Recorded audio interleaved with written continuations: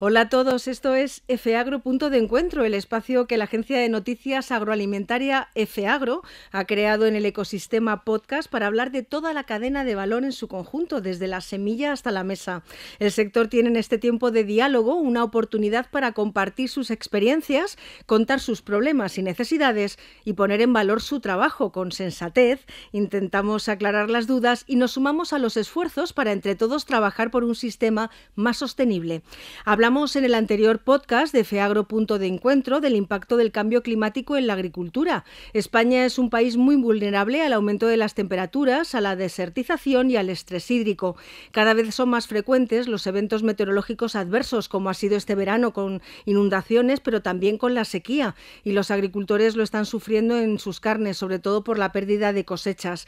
En esta ocasión, y gracias a la organización Agricultores contra el Cambio Climático, nos acompañan en el estudio el director de cereales, arroz, forrajes, semillas y fertilizantes de Cooperativas Agroalimentarias. Antonio Catón, buenos días. Hola, y muchas buenos gracias días por estar con nosotros. Gracias a vosotros. Y David Erice, que es uno de los responsables técnicos de la organización agraria UPA. Gracias por acompañarnos. Gracias a vosotros. Y está conmigo también la periodista de FAGRO, Belén Delgado, que es especialista en estos asuntos y que nos va a ayudar a centrarnos en cómo el cambio climático afecta a un cultivo muy importante para el campo español, como son los cereales. Pero antes de nada, antes de bajar a los detalles, quiero empezar preguntando a nuestros invitados.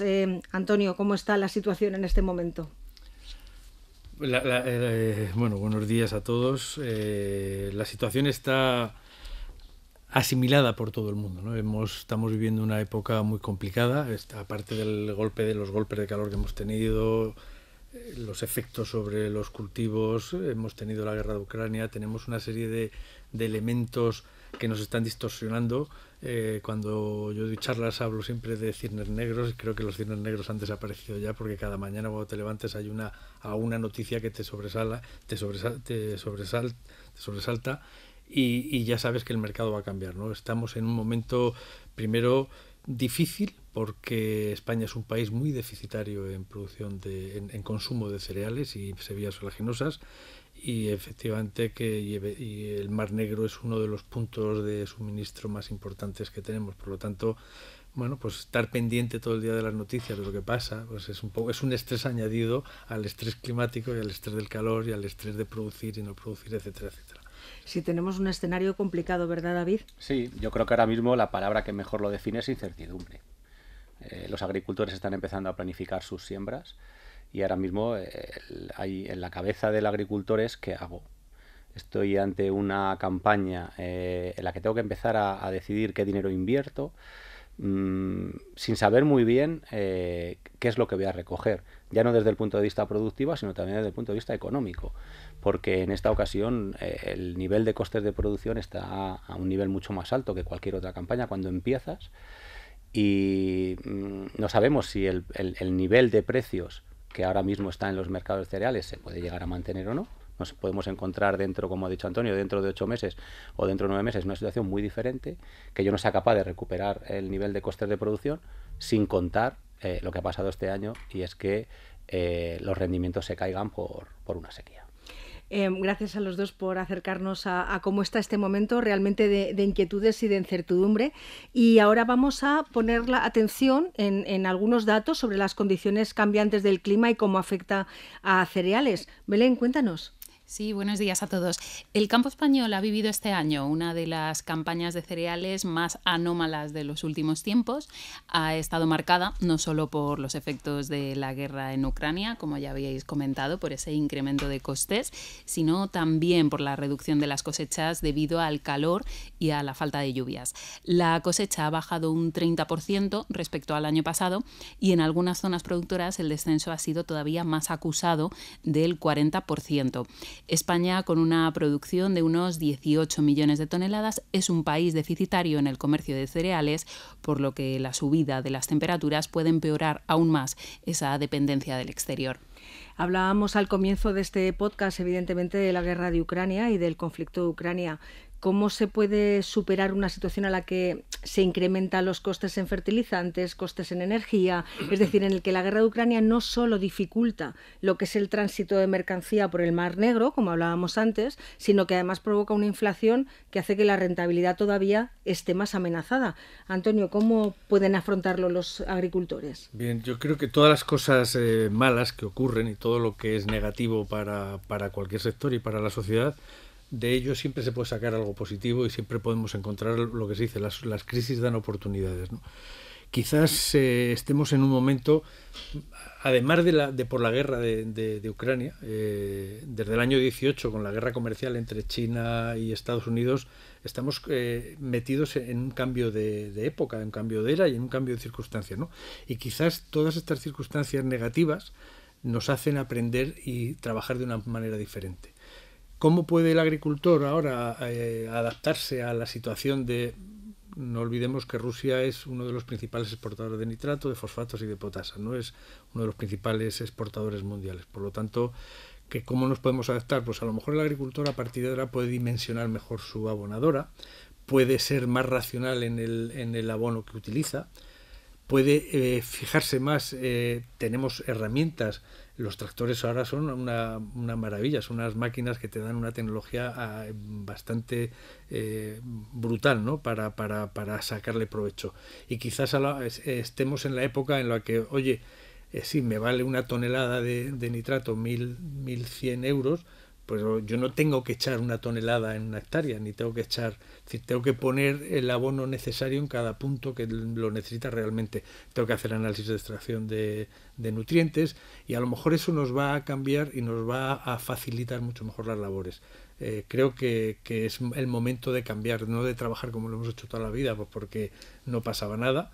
Y luego, otra cosa importante, nos va a ayudar a calcular los márgenes que yo tengo en mi explotación y saber realmente cómo y cuánto tengo que gastar, porque yo no voy a gastar una tonelada, voy a gastar unidades y las unidades no valen los 1.100 euros, con lo cual a lo mejor ahora voy a monetizar mejor mi explotación y voy a sacar un rendimiento más adecuado sin tener que gastar tanto. ¿Y tu punto de vista, David? Sí, o sea, yo creo Antonio ha hecho una descripción de lo que puede hacer el agricultor muy clara, ¿no? Para mí lo importante es, yo me quedo con esa última parte que decía sobre, yo creo que es el momento ahora de hacer una revisión de todo lo que hago y de todo lo que he hecho normalmente. La agricultura y en general casi todos los sectores, a lo mejor el sector de cereales más, es un proceso muy periódico en el que normalmente en cada momento del año se hacían cosas muy particulares. En todos los pueblos, además, hay muchas fiestas asociadas a las labores agrícolas, a cuando se hacía la cosecha, y todo eso porque al final había unos patrones también climatológicos muy marcados y lo normal es que todos los años se hiciese lo mismo siempre. Y yo creo que ahora es el momento de reflexionar y de ver que la situación ha cambiado en general y también ha cambiado lo que es el abastecimiento de materias primas, en los costes de producción y como decía Antonio, yo creo que ahora el agricultor tiene que saber muy bien y tener muy claro qué es lo que está haciendo, qué es lo que le cuesta cada una de las cosas que está haciendo y a lo mejor tradicionalmente se le ha dado un valor más añadido a hacer inversión, por ejemplo en fertilizantes.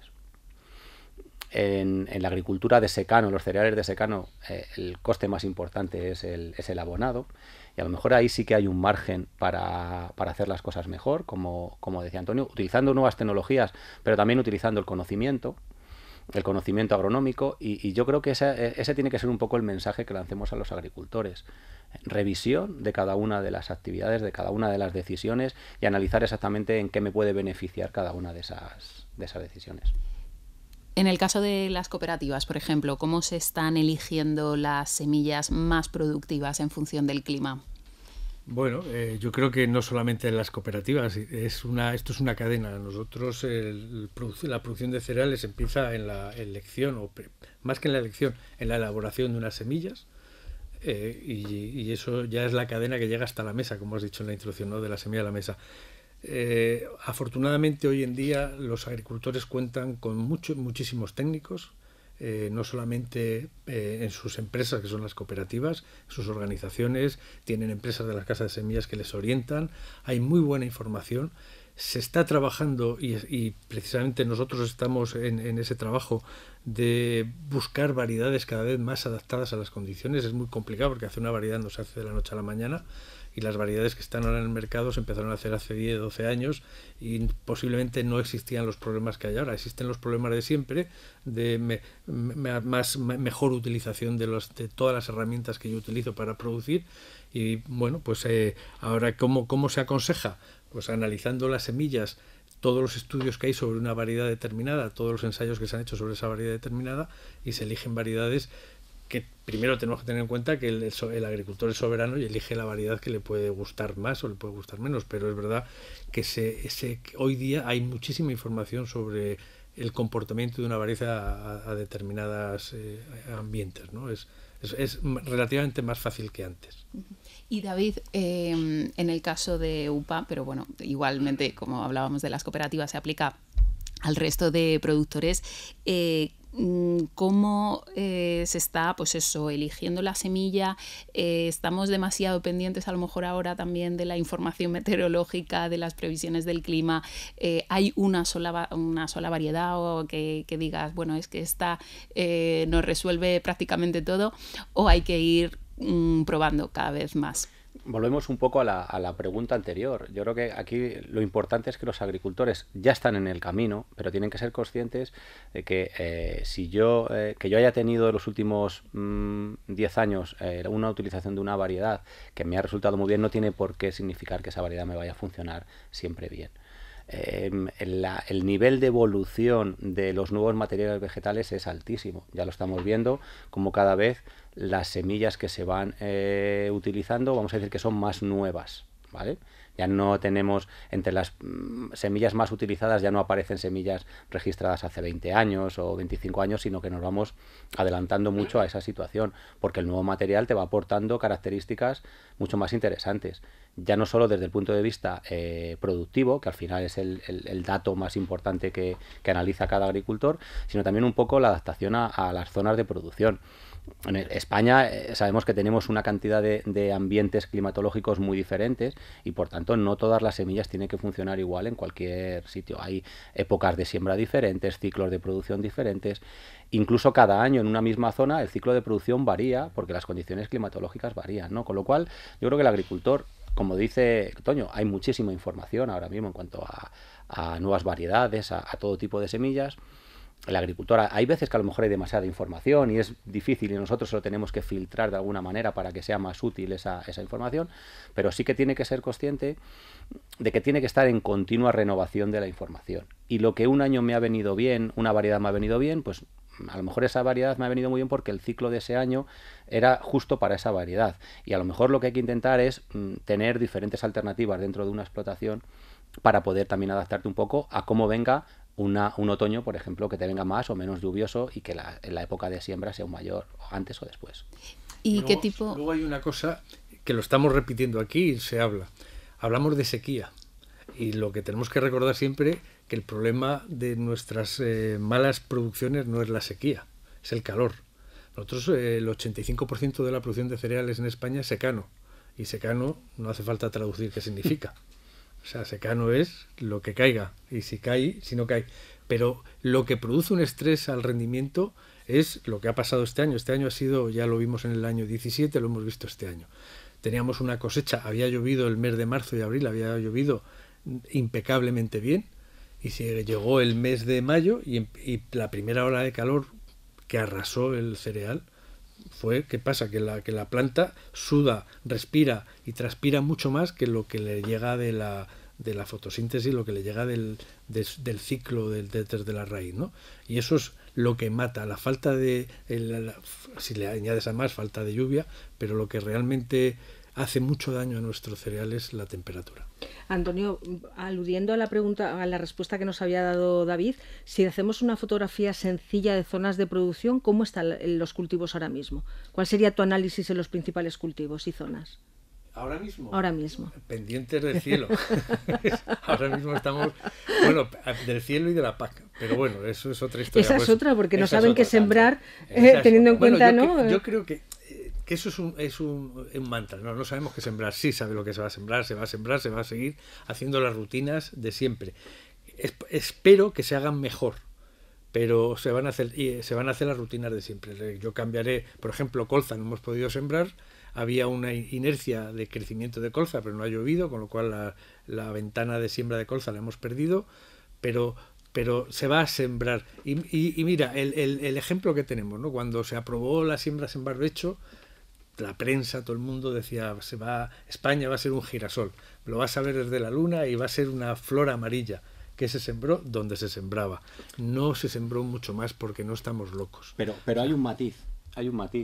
En este nuevo modelo de PAC sí que es verdad que se fomentan determinadas rotaciones que en algunas zonas no están muy introducidas. Y ya lo estamos viendo de alguna manera. Hay una apuesta por la introducción de leguminosas en las rotaciones.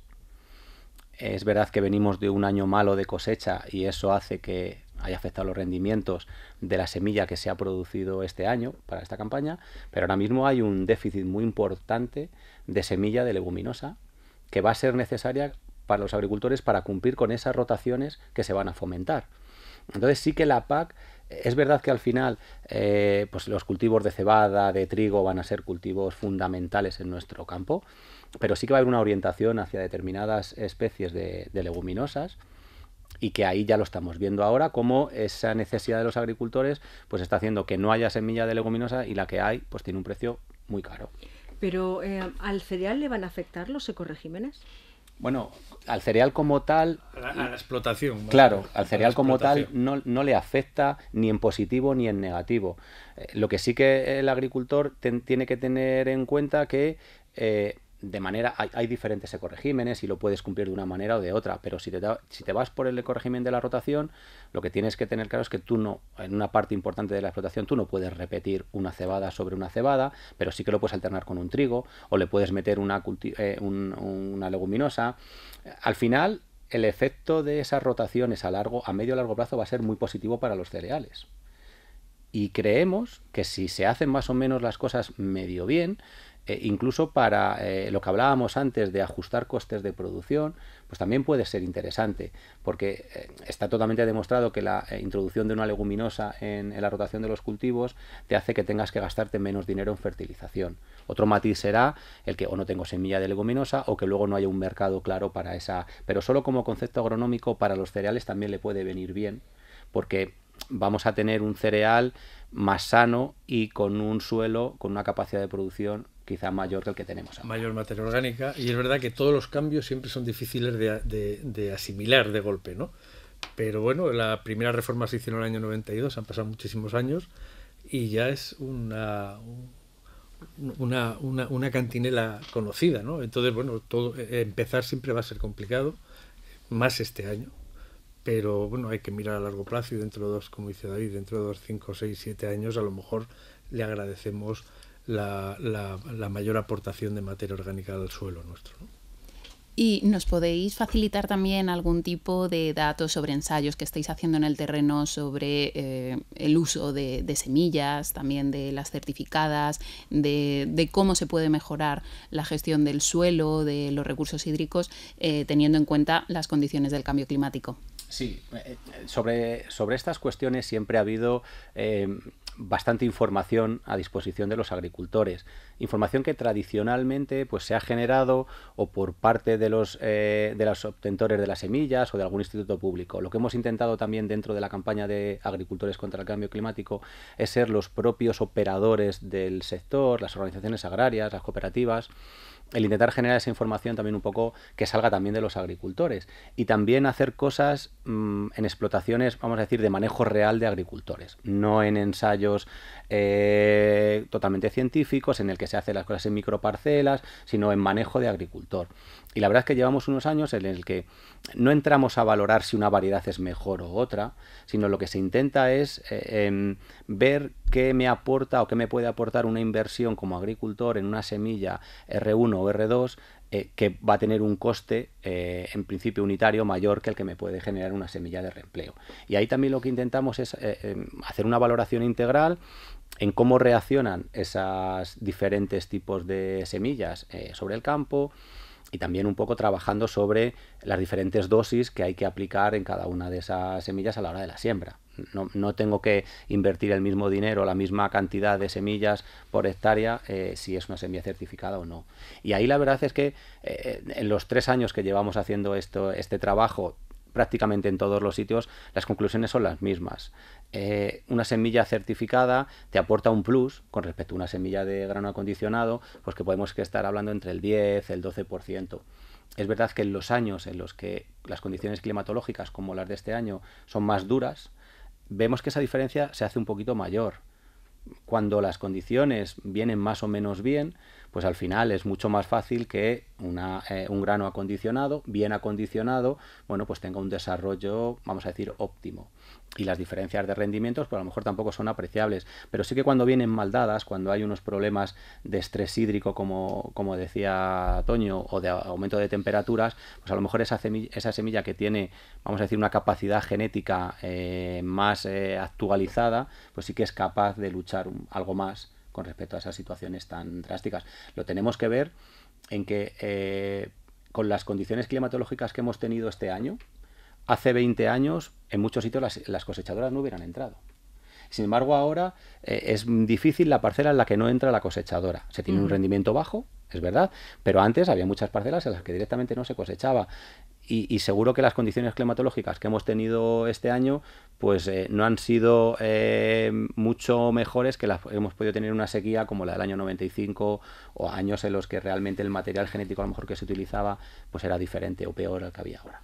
Sí, otro de los ensayos que hacemos, que le viene muy bien al agricultor, como ha dicho David, son siembras reales, no son siembras de parcelas pequeñas o de ensayos.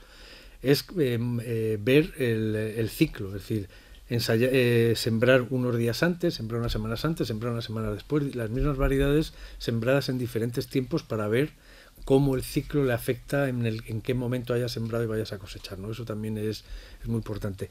Y aunque dice David que a lo mejor son poco lo que se nota en el rendimiento, y hemos hablado de un 10-12%, de un rendimiento medio en España este año de 3 toneladas, un 10% son 300 kilos, a 300 euros la tonelada, 30... Es tener beneficio o no tener beneficio. Es un dineral. Claro. Es que muchas veces pensamos un 10%, un 7% es poco, pero si eso lo paso a dinero, 200, 300 kilos por hectárea, al precio que tienen es mucho dinero. Multiplicado por muchas hectáreas, a lo mejor me supone un incremento del valor de mi explotación mucho más alto. Me habías dado pie justo a una pregunta que quería haceros. Una de las grandes características de este país es la diversidad absoluta de cultivos y de condiciones para hacer esos cultivos. Hemos hablado de que el cereal es secano, no tiene el mismo impacto una sequía, pero sí una ola de calor. ¿Es evidente, como en otros cultivos, que pueden estar cambiando los tiempos y las zonas? Es totalmente evidente. O sea, yo creo que ya hay pocos pueblos en los que la cosecha se hace en el mismo momento que se hacía hace 20 o 30 años. Se han adelantado la entrada de las cosechadoras 2 o 3 semanas de media, así que podemos decir que ya se han adelantado sobre hace pues esos 20 años o 25 años, y al final todo arrastra al ciclo productivo del cereal. Las olas de calor cada vez vienen antes, los golpes de calor fuertes cada vez vienen antes, y lo que se está intentando también desde el punto de vista de la mejora vegetal es poner en el mercado variedades que acaben el ciclo de cultivo antes para que estén más adaptadas a esa situación y que cuando venga ese golpe de calor pues el grano esté mucho más preparado.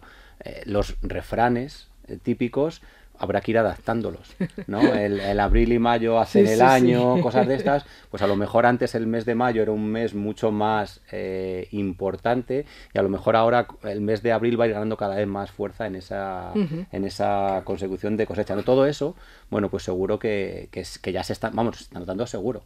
Ahí en los refranes es donde cualquier persona que diga ya hacía calor cuando yo era pequeño, pues está viendo que tu cereal cuando tú eras pequeño lo trillabas mucho después de lo que se está trillando. Ahora es verdad que la mejora vegetal hace que los ciclos se adapten mejor a las circunstancias de cada clima y de cada momento, ¿no?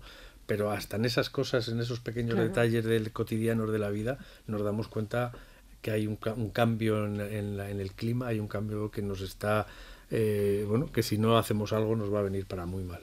¿Y habéis notado diferencias en el comportamiento de los cultivos en función de si son de secano, son de invierno, por ejemplo, el trigo, la cebada, o si, por ejemplo, es el maíz? ¿Habéis notado variedad? El calor le afecta a todo. Aunque tengas agua, el maíz, y además no solamente en España. Lo bueno, entre comillas, por poner una palabra, es que antes lo de las sequías, los golpes de calor, parece que solo era el sur de la Unión Europea, ¿no? Ahora lo estamos viendo en Estados Unidos, lo estamos viendo en Europa. Sí. Europa ha tenido, este mes de septiembre, el Rin no tenía agua para transportar los cereales. Que es algo que ya está siendo un común denominador de todo el mundo, con lo cual ya no es una preocupación solo de los del sur, una preocupación de todo el mundo.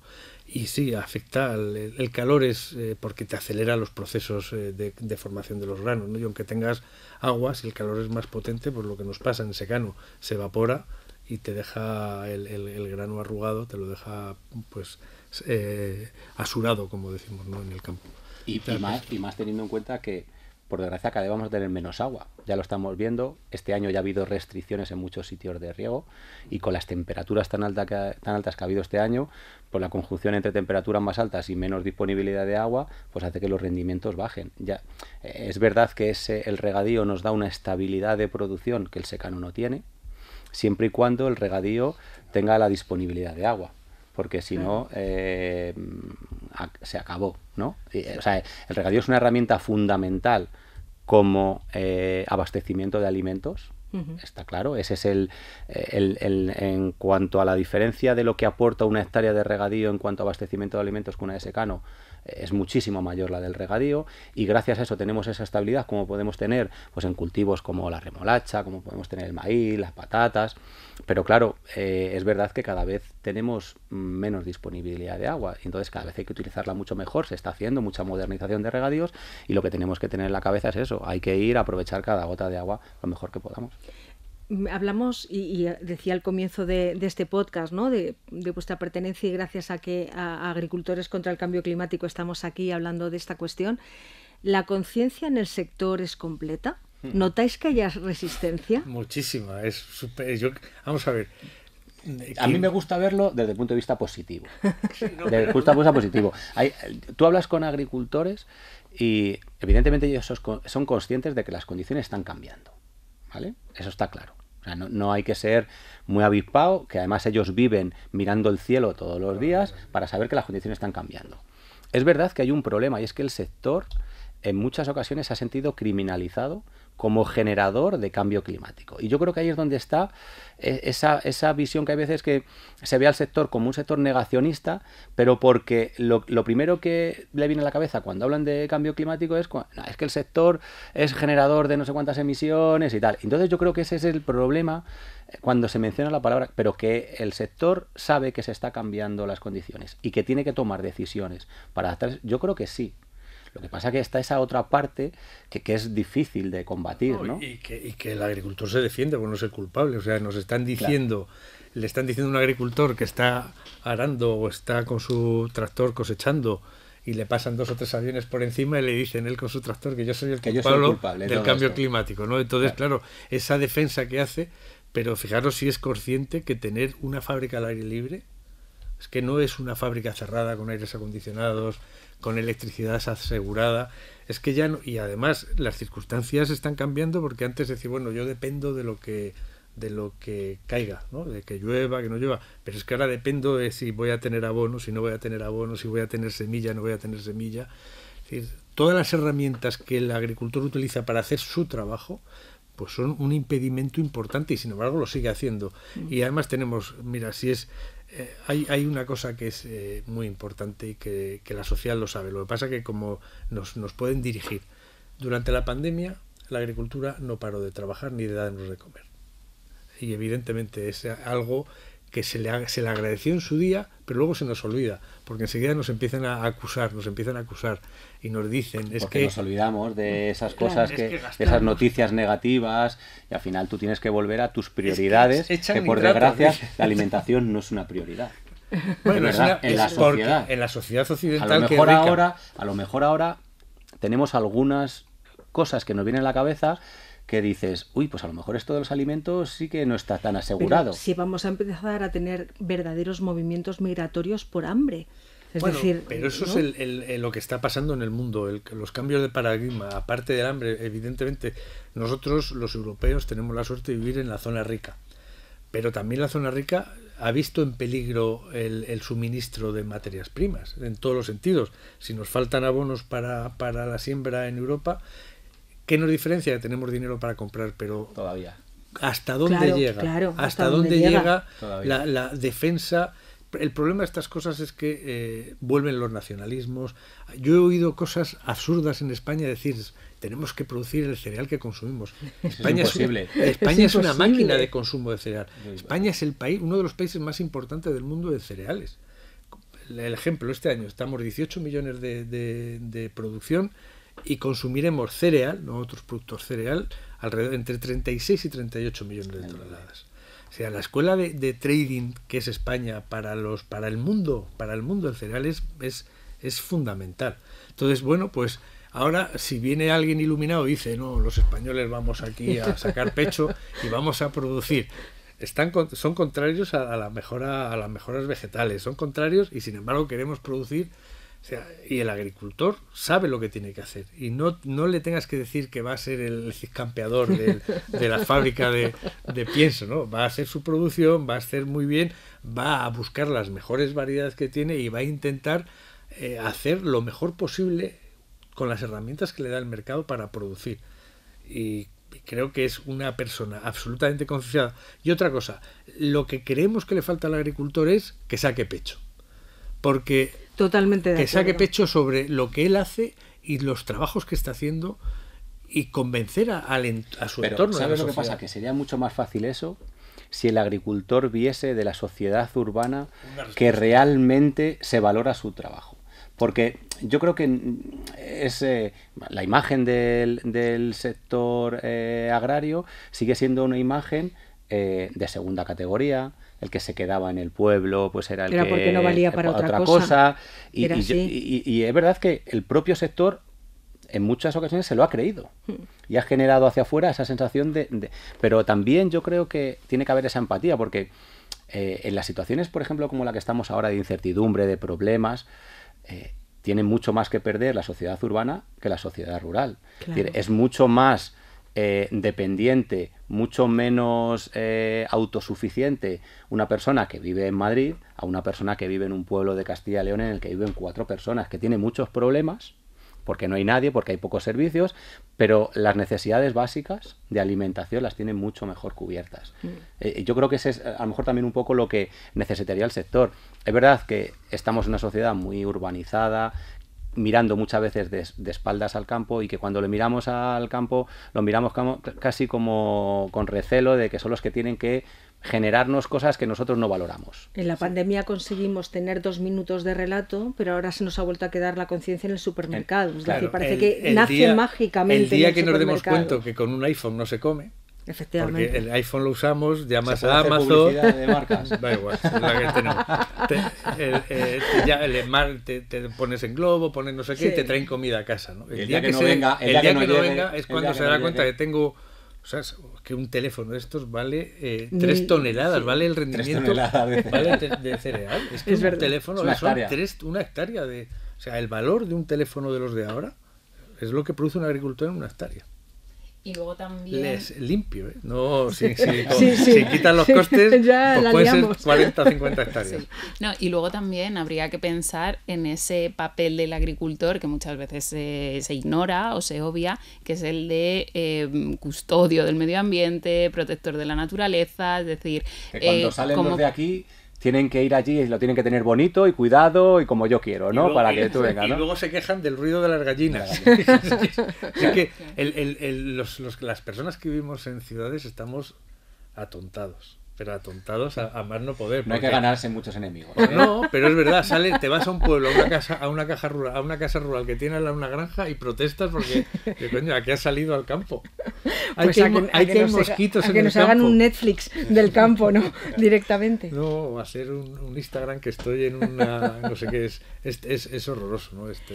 Pues nos estamos quedando sin tiempo, pero quería haceros una última pregunta a los dos. ¿El futuro de los agricultores contra el cambio climático será la tecnología o no será? Totalmente. Bueno, lo es, no es el futuro, es el presente. No solo es la tecnología, pero evidentemente sin tecnología no hay nada que hacer. Pensar una cosa, Claro. y no me voy a ir a la historia, año 90, año 2000, hace 20 años, los rendimientos medios eran casi, prácticamente en todos los cereales, igual, eran de un 10 a un 12% menos que lo que hay ahora. La superficie es prácticamente la misma, la superficie es inelástica. Si no hay tecnología, si no hay ciencia, si no hay investigación, y lo hemos visto con la pandemia, gracias a la ciencia, la tecnología y la investigación, estamos aquí todos hablando con naturalidad, con normalidad y como si no hubiese pasado nada. Pues en alimentación y en genética pasa exactamente lo mismo. Si no llegase por la genética, no comeríamos hoy en día. Pensar que el crecimiento de los consumos de cereales en el mundo van de la mano del crecimiento de los rendimientos de las producciones de cereales. Si nos hubiésemos quedado estancados, en maíz consumíamos 600 millones de toneladas y 20 años después estamos consumiendo 1.200 millones de toneladas. Es el doble. Y el doble ha crecido el rendimiento. Y ahí se ve dónde está la ciencia y la tecnología. Porque como son variedades que hay que modificar, que hay que cambiar todos los años, yo tengo que comprar las variedades nuevas, se mete muchísimo dinero en investigación. En los demás cereales todavía se piratea, se usa el montón, los crecimientos de rendimiento no han sido tan altos, pero lo serán. Los rendimientos han crecido muchísimo, pero tienen todavía un potencial, y la prueba está Rusia y Ucrania. Hace 20 años eran países deficitarios y poco a poco se van convirtiendo en los reyes y los dueños del cereal en el mundo, sobre todo el trigo, que es alimentación humana. Yo, bueno, totalmente de acuerdo, claro, con lo que dice Toño, pero además hay otro elemento. Tenemos que cada vez producir más, porque es así, porque como dice Toño, nos lo demanda el consumidor, que tengamos que producir más. Es verdad que hay que intentar ahorrar todo lo que se pueda en desperdicio alimentario y ajustar, está claro, o sea, no tiene ningún sentido, pero es que además nos obligan a hacerlo, como no puede ser de otra manera, utilizando los recursos de una manera lo más sostenible posible. Y entonces tenemos encima de la mesa el objetivo de producir más y mejor. Y para producir más y mejor hay muchos ejemplos en el que sin tecnología es imposible hacerlo. Si por un lado la sociedad quiere que se reduzca el uso de productos fitosanitarios, que el agricultor no echa productos fitosanitarios por gusto, porque le cuestan un dineral, ¿no? Entonces, pero bueno, que si tiene que... Eso, la manera a lo mejor de luchar, o una de las posibilidades de luchar contra eso, es que la mejora vegetal nos aporte semillas que ya lleven incorporado alguna, pues algún efecto, alguna característica que permita que determinada plaga o determinada hierba no la ataque. Pero para eso es necesario que la tecnología, y para eso es necesario que las empresas que hacen esa inversión tengan de alguna manera la seguridad de que primero ese producto se va a poder utilizar, y segundo que tengan un beneficio posterior, ¿no? Sin tecnología, evidentemente, no vamos a conseguirlo. No solo, para mí también el conocimiento es muy importante. Tú puedes tener una tecnología muy buena, claro. Si no tienes conocimiento, si no tienes formación, no te sirve para nada. Tú puedes tener un tractor que te haga esa fertilización variable o esa siembra variable, pero tienes que saber utilizarlo y tienes que saber cómo utilizarlo. Hablábamos de los teléfonos. Cualquier teléfono tiene tanta tecnología que el usuario o el usuario medio a lo mejor utiliza un 10% de la tecnología del teléfono, ¿no? Pues esto es un poco lo mismo. Hay mucha tecnología en el campo y es necesario también que haya una formación y un conocimiento de esa tecnología para ponerlo en marcha. Sí, hablando de tecnología, lo dijo un político, que no lo dijo, no voy a decir de dónde, pero que no era una frase suya, y se le echaron encima porque hay mucho desconocimiento de la investigación que hay. Nosotros tenemos un laboratorio en Almería que es puntero en el mundo. Los laboratorios de mejora vegetal, de hortícolas que hay en Almería son los punteros. La tecnología que hoy en día en cualquier producto que comemos es brutal. O sea, y dijo un político una vez que un tomate tenía más tecnología, y es cierto, que un iPhone, y se le echaron encima a la sociedad porque la ignorancia muchas veces nos lleva. Y cuando dice David, también hay que puntualizar, dice mucho y mejor. No porque se haga mal, porque cuando decimos mejor, enseguida alguien lo va a coger como diciendo, joder, ¿ves? Ahí hay un matiz. No, nunca hemos comido tan sano y tan bien como se está consumiendo ahora, nunca. y sin embargo parece que tenemos que estar autodefendiéndonos. Es que vayamos a unos objetivos de sostenibilidad cada vez mayores, pero no solo es por nosotros, es por dejar un planeta mucho mejor, no quiere decir que lo que se produce se está haciendo mal. O sea, no es tanto defendernos pero también contar las cosas como son y que no nos coman el relato, hablando de alimentación y de información agroalimentaria. Nos hemos quedado ya literalmente sin tiempo. Si tenéis algún comentario sobre este tema que hemos hablado o nos queréis proponer otros, sabéis que podéis escribirnos a redaccion@efeagro.com y que podéis estar al tanto de todo lo que sucede en el sector en nuestra página web y en las redes sociales de Efeagro, que es www.efeagro.com. Gracias, Antonio. Gracias, David, por ayudarnos a entender lo que ocurre y que podamos también colaborar y proponer soluciones. Y a ti, Belén, por ayudarnos también a darnos información sobre el cambio climático. Gracias a los que nos escucháis, porque proteger la tierra y los alimentos es responsabilidad de todos. Toda decisión de la cadena de valor requiere de criterio y aquí estamos para fomentarlo. Muchas gracias y hasta el próximo punto de encuentro.